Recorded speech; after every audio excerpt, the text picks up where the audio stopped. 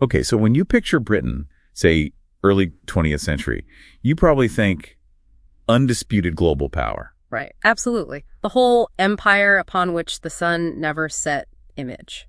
Huge reach. Yeah, controlling what, nearly a quarter of the world's population and land, and the Royal Navy, enforcing that Pax Britannica. Keeping the peace, projecting power. But, and this is the fascinating bit. The army. Exactly. The army was, well, tiny.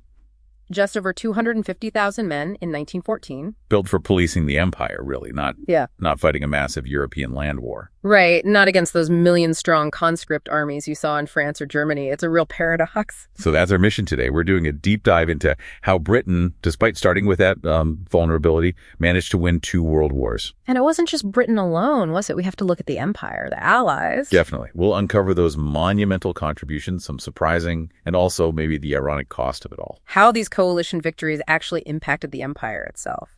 Let's kick off with the Great War, 1914.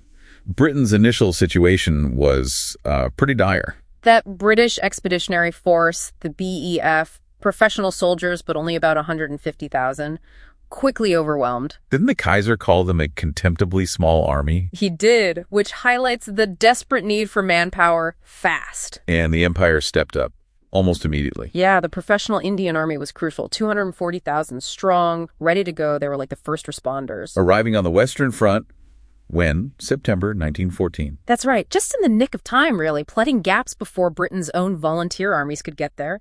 Over 1.3 million Indians served eventually. And Sepoy Cadet Khan won the Victoria Cross, the first Indian to do so. A testament to their immediate impact. And then you had the Dominions. Canada, Australia, New Zealand, South Africa. Huge enthusiasm, right?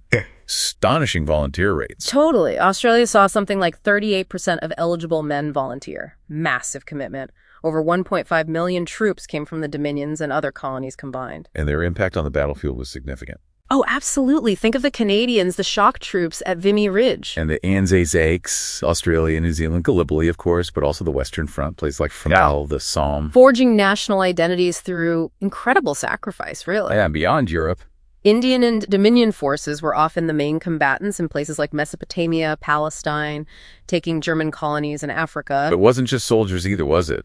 The economic side was huge. Immense. India's $100 million gift, that's what, over $20 billion today? Huge. Plus resources like oil from Trinidad, Canada's tech contributions, sound ranging, tetanus antitoxins. Vital stuff. And the logistics, railway networks, massive labor corps from Africa, China, Egypt, 2 million people. But even with all that imperial might, still not enough. Victory was impossible without the Allies. France held the main line on the Western Front, taking horrific losses. Mobilized 9 million men.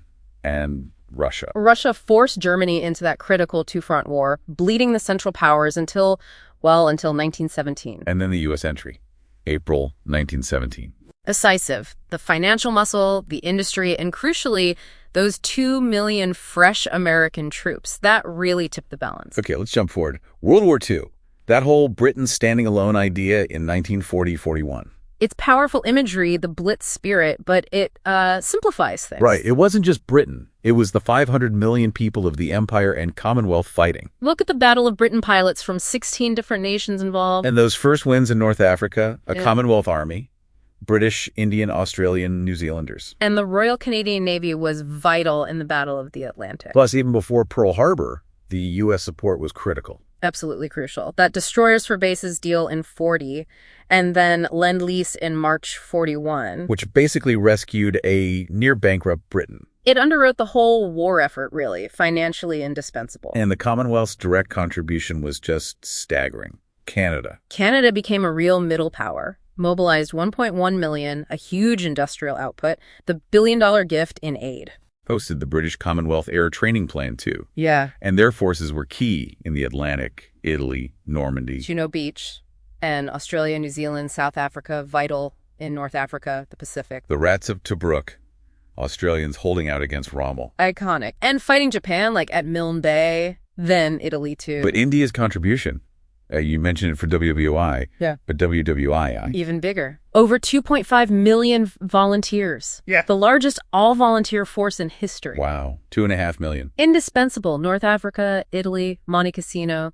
And crucially, they were the backbone of the forces that beat Japan in Burma. Preventing an invasion of India itself. Exactly. A brutal campaign, often overlooked. But ultimately, victory needed the superpowers. No question. The Soviet Union, arguably the single most decisive factor against Germany, they absorbed, 70% of German combat deaths? The scale is just mind-boggling. 34.5 million mobilized, maybe 10 million military deaths. And relocating entire industries eastward under immense pressure. Incredible resilience. And the other engine, the U.S. The arsenal of democracy produced nearly 2/3 of all Allied military equipment, 300,000 aircraft, 86,000 tanks. And that Lend-Lease wasn't just for Britain. $50 billion total. Huge amounts went to the Soviets, too. Trucks, planes. A lifeline for everyone. So victory really came down to the big four, didn't it? Yeah. UK, US, USSR. And China. Often forgotten, but they tied down millions of Japanese troops for years. A vital contribution in the Pacific theater. So, Britain gets through 2 world wars, victorious, but at what cost? That's the rub, isn't it? A Pyrrhic victory in many ways. The wars shattered the British economy. Massive debt. And the global balance of power shifted decisively from London. You Washington, irrevocably. And there's the impact on the empire itself. The very thing that helped win the wars. Right, the sacrifice of colonial soldiers fighting for freedom abroad, plus seeing perceived British weakness like the fall of Singapore. It fueled nationalism. Massively. Soldiers came home unwilling to accept subjugation anymore. The empire was instrumental in victory, but the wars sealed its fate. It really shows how interconnected everything is, these huge global events. And the unintended consequences. Which leads us to a final thought for you, the listener, to maybe ponder. What does it really mean for a nation's identity, its future, when its greatest triumphs also sow the seeds of its own transformation and pave the way for new global powers?